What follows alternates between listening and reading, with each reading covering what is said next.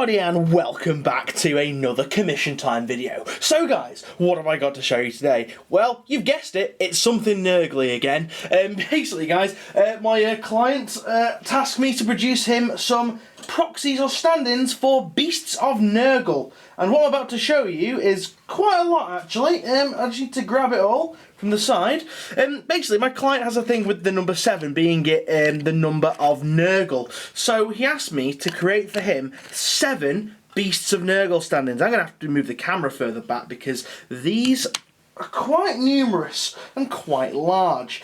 Yeah, so the Beast of Nurgle, I kind of pioneered this little design. Yeah, I'm totally have to move the camera back. I pioneered this little design due to the planquin that I made in the last commission time video, and as you can see, it kind of spiraled into this because we both agreed that they would make great Beasts of Nurgle if they were on their own.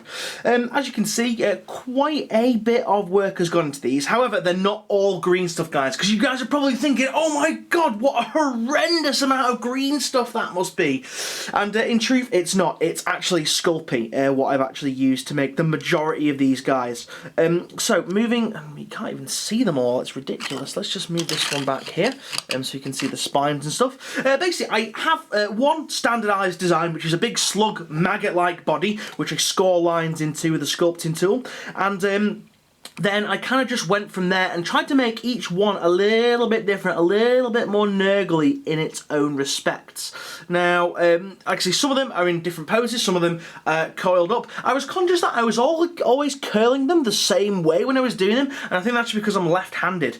So I tried to make some like the other way around. Some like this one are kind of looking like they're about to pounce. But we've got lots of lovely little details, and I like to use a bit of an accent point on these guys. So along the backs of them, I've kind of made them all look ever so slightly different, as well as making the actual distinguishing characteristics of the other details a little bit different, but at the same time tying them in to the actual full unit itself. This one is probably my favourite. This is the last one that I did with the tentacles coming out of its back. It looks really, really cool and really nice and Nurgle-y. Some of them have got these little feelers on the bottom, little legs to help them move about. Some of them don't. Again, just to keep the difference between them all. This one's like he's a really fat one, just lazing about on the floor like, feed me, feed me. But yeah, guys, so you might be wondering about the base size of Beasts of Nurgle. Now, the Beasts of Nurgle model from Games Workshop is a bit weird, it's a bit misleading. Now, the model shown on the website is actually on a Dreadnought size base, like one of these. However, the base you get with it doesn't actually fit the miniature properly and it overspills onto it. So we went with Dreadnought bases just because they look nice big units, they're nice big models. This one was another one of my favourites as well, guys, with the kind of carapace that I sculpted along the back here. This was really fun to do, and it just gave us a nice little bit of detail for the client to play around with in regards to dry brushing and making it look like bone or indeed fingernails, because that's what I thought after doing them. They kind of look like really rank undead fingers. So some different sculpting techniques have been used on these. I used a lot of pre-made parts. So you guys have all seen me use these little balls of green stuff here. However, I went further and experimented, so I actually did some of these little balls with the holes in, like hives, and these little disc-shaped ones here look like they, pustules and something's burst, and this is all on the inside of it. So I used those. They were pre-made bits that I actually made myself out of green stuff, let them dry, and then sunk them into already uncured green stuff. Same as these little tubules here. These are pretty much the same method. A little bit more tricky to make because they're harder to actually get your sculpting tool into without them squishing completely flat, but that was done with that as well.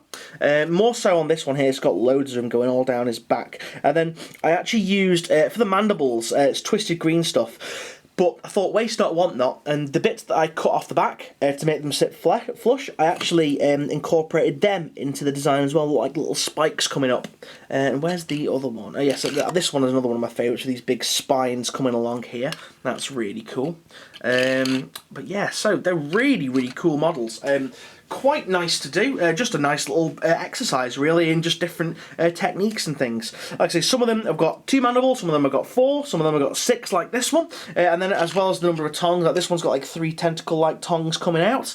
But yeah, a really, really fun little commission. It sucked a little bit because I got a bit of burnout halfway through these, so these kind of stalled in production. But they're great because I could reproduce as many of these as I want now because I know the recipe, so to speak, to make them all. But anyway, guys, so let me know what you think of these. I've rambled on for quite a bit. Yeah, Beasts of Nurgle, everybody. Lovely maggot slugs of Nurgle. So leave a comment in the doobly-doo down below to let me know what you think. And yeah, don't forget to check out the Facebook group to have a little sneak peeks of what I'm doing in the background, whether it's not on camera. And yeah, don't forget to like, favourite and subscribe. So guys, thank you very much for watching. See you now and goodbye.